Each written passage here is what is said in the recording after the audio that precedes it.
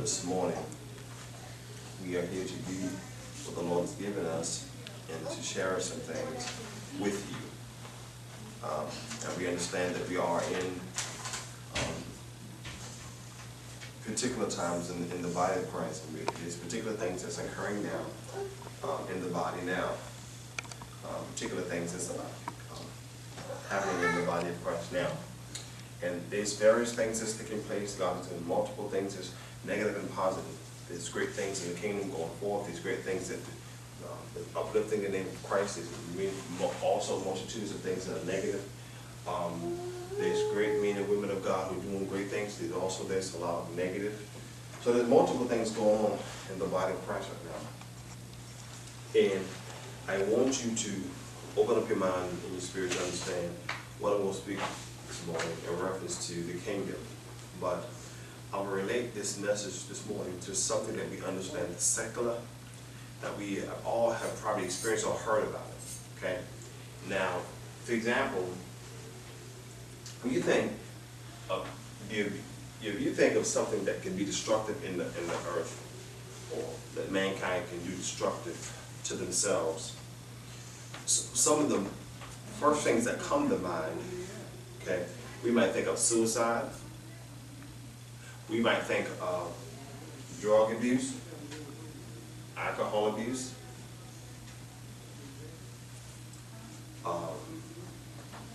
we think about anything that a person can do to cause destruction to themselves. Anything that a person can do to cause destruction. This has nothing to do with the kingdom yet. Anything that a person can cause destruction on themselves. Okay? So, to come their way. Now, with that being said, you hear me say drug abuse, alcohol, suicide, areas a person could actually cause destruction. And when that person can cause destruction, it's a situation where you begin to analyze and look and say, wow. You understand why that could happen, why that could occur, how that could occur, according to what the person doing up there. Alright? Okay, watch this. Alright, so, with that being said, what we're going to deal with this morning, we're going to deal with abuse. We're going to deal with abuse, but we're going to deal with it in a certain way. We're going to deal with it in a certain way. For example, you hear a statement that says, substance abuse. Substance abuse. Most time we hear the word substance abuse, or the term substance abuse, we think alcohol and drugs. Most of the time, prescription drugs. We're thinking that substance abuse. So now, watch this. So now, we're going to deal with substance abuse this morning. And I know this message sounds strange, like substance abuse. You mean you're talking about drugs? Is this some kind of long shot on drug awareness or something? Dude. Substance abuse. Okay. Now, substance abuse. And when I deal with the word substance, you're going to understand what I mean by substance abuse. The question, the statement goes like this. And we refer this to the kingdom and why God wants me to say this. And this is the message. It's kind of odd. But the message is substance abuse in the anointing. Are you intoxicated or sober in the spirit? Are you intoxicated or sober in the spirit? Now, when you look at the word intoxicated, it means unstable. I'm going to use the analogy of unstable. And sober meaning clear. Substance abuse in the anointing. Are you intoxicated / stable, unstable, or sober in the spirit? And the secondary part of that was this. Do you need rehab? Do you need rehab? When I begin to go into this message and talk about the kingdom, you're going to understand why God is asking, do you need rehab in the spirit? Do you need rehab in the spirit? The secondary part of this message. All right, substance abuse. So now when I look up the word, when I think about the word substance, it has nothing to do with drugs. It has nothing to do with alcohol. Has nothing to do with prescription drugs. Has nothing to do with that. Substance, in the context of how I'm going to use it, is in reference to the substance of our character and our being as a human being and as a man or woman of God in the kingdom. See, for example, watch this. Substance in the context of how I'm using it is like this. Someone may have a certain strength, watch this, a certain strength of being dedicated and committed. That's a type of substance that they have in the area of their character of dedication, substance. Watch this. Another person may have what we call, these just analogies so you can understand. That's dedication and commitment. Watch this. Another person may have a substance or a part of the character being in the form of faithfulness. That's a type of substance based on that person's character in the area of faithfulness. So that's the kind of substance we're talking about. We're talking about substance pertaining to a person's character and their being. So really it's just get our mind off drugs and alcohol. Okay? Get our minds off drugs and alcohol. Now watch this. So then we're going to talk about the character things pertaining to substance. Pertaining to substance. Okay? Alright. We got to go through a few definitions, and we got a few scriptures, and then you're going to understand the point of what this message is involved. Okay? Alright. Alright, here we go. Let's look at the first word, substance, okay? And for those who are writing, you can write the definition. Alright, the first definition we have is the word substance itself, which means that which is solid and practical. That which is solid and practical in character, quality, or importance. That which is solid and practical in character, quality, or importance. See, in other words, it means this. If you hear something practical, you're thinking something that we might use the term common sense or sensible. So something that pertains to common sense or sensible, we're going to think practical. Practicality. And watch this now. So something that's practical, we think sensible. So if that's the case, this is something that is practical in character, quality, or importance. Quality. For example, you don't expect to go to the store and buy a pair of shoes that's going to tear up on you. You expect to go to the store and buy some shoes that you expect to buy and wear. So that's practical because your common understanding is that these products are supposed to actually last out the body for a different time. So be that that's the case, you think that's a practical thing that should occur when you buying some shoes. You don't expect to go buy them and on the same day you go and put your feet in them and they tear. Now that's the practical thing, based on having something of quality. Okay? Something of quality. Watch this. Watch this now. Practical in the sense of this. Important. Or watch this. There's a fire. There's a fire. And there's a fire at your house. Watch this now. And there's a fire. Watch this. There's a fire at your house. And then there's a fire. Your car's being burned. Your car's burning. Your car's burning. And your house is burning. With the two that's burning, watch this now. Pertaining to the house, you don't know whether your children are there or not because you just put it up. Right? So you got two vehicles. And one of your vehicles is over there on fire, and then your house is over here on fire. The practical thing to do based on importance is to do what? Is to go to the house first because you want to see about what? Your children. That's first things first. See, look what the definition says. I'm using all these analysis for a reason for you to understand something. So when I go into this, you really won't get it. That which is solid and practical in character, quality, or importance. That's substance. Because the child is more important than the car. The car, don't get me wrong, it may be a $90,000 Mercedes. But the child is more important than the car. So instinct or something that's of substance to your heart and your mind and your spirit is your child first. So if that's the case, when the car is burning, you see it, but the first thing you think, my babies. Watch this now. So if that's the case, we don't expect, or I don't expect, or the person don't expect it to be nothing else but the children first or your family first. So that's something of substance. Now, if some crazy nut wants to do the opposite, we say, my gosh. I mean, it shouldn't be. I don't think there's nobody that crazy in the world. In the world, I don't think there's nobody that crazy. Yeah. So, watch this. Being that that's the case, that means that's an area of substance based on that person's heart and mind and spirit pertaining to what's important to them. Okay? So if that's the case, it says there's something of substance. That means it has meaning.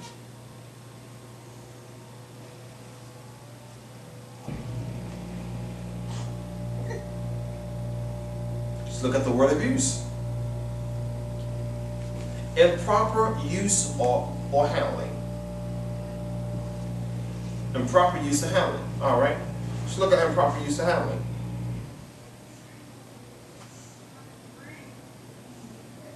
A car was not intended for you to use it and wreck it into something. Now, maybe instead they got that sport and they do that, but that's when they created and do it in that sport. But generally speaking, the car's not used for that. Unless you transfer it into a sport and you get a particular car and you do that, and you have the proper gear, the proper training, and the proper thing to do that. We have those crash cars. And then inside some type of arena. Watch this. But now, the body was intended to be used according to certain things, not to be handled in certain ways. Watch this. Improper use of handling.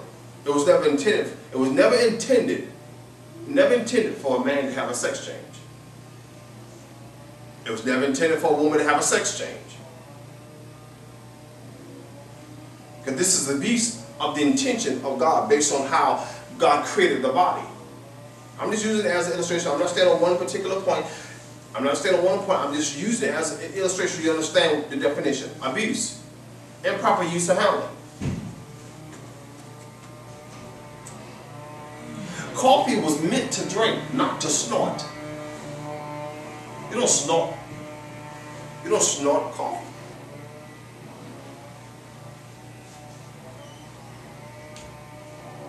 Milk was intended to drink, not for us to use as a solution to mop the floor.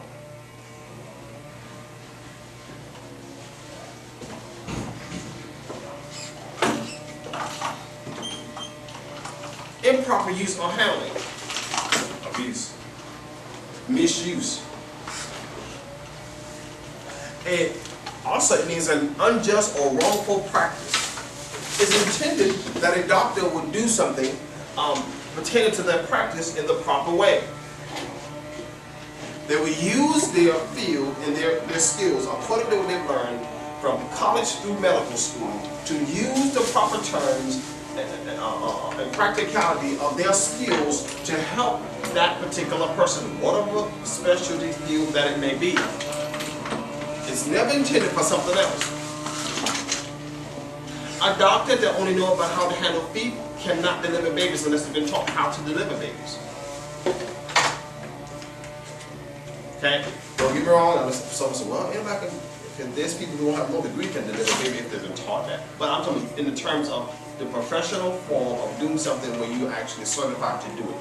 So that means if he's not been taught to do it, then that means he should not be doing it because he can cause a malpractice suit.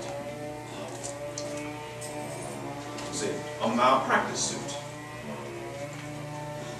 So that means this: an unjust or wrongful practice.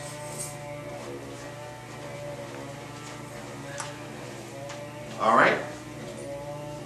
Now, the next definition we have is the word intoxicated.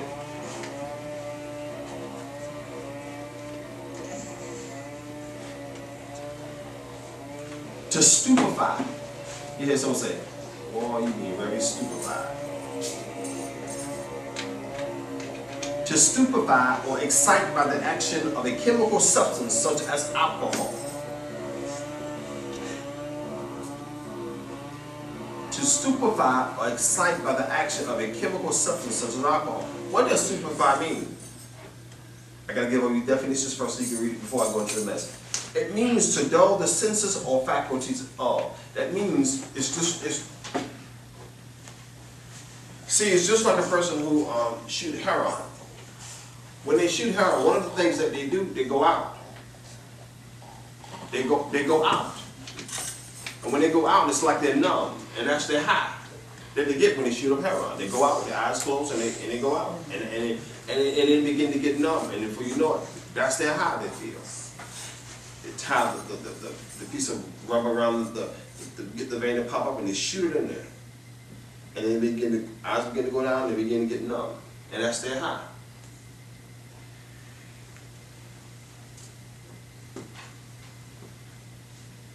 Because the definition of stupefy means to dull the senses or faculties of.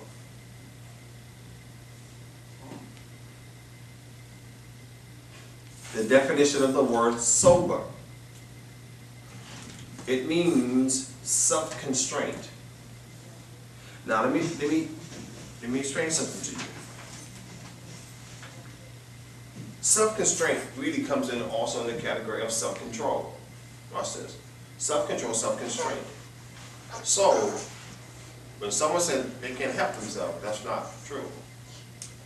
I'm not saying strongholds and battles, I'm not saying that. But what I am saying is, that means to say you cannot, that's not necessarily true.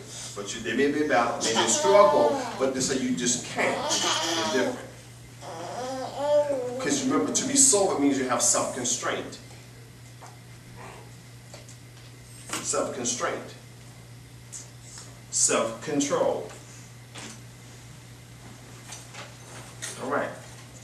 That is to be. Also, sober means also marked by temperance, which is self-control, moderation, or seriousness.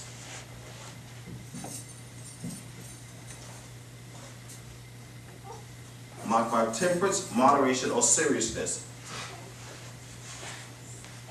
That's sober.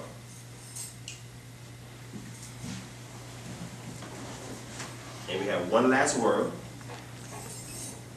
That is to restore to good condition, operation, or capacity. To restore to good condition, operation, or capacity.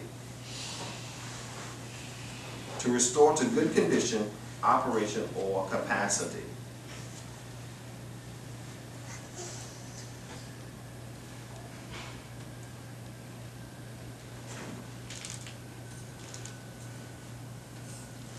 All right. That is the word we have, to restore to good condition, operation, or capacity. And then also the second part of that means reinstate the good name of. Reinstate the good name of. All right.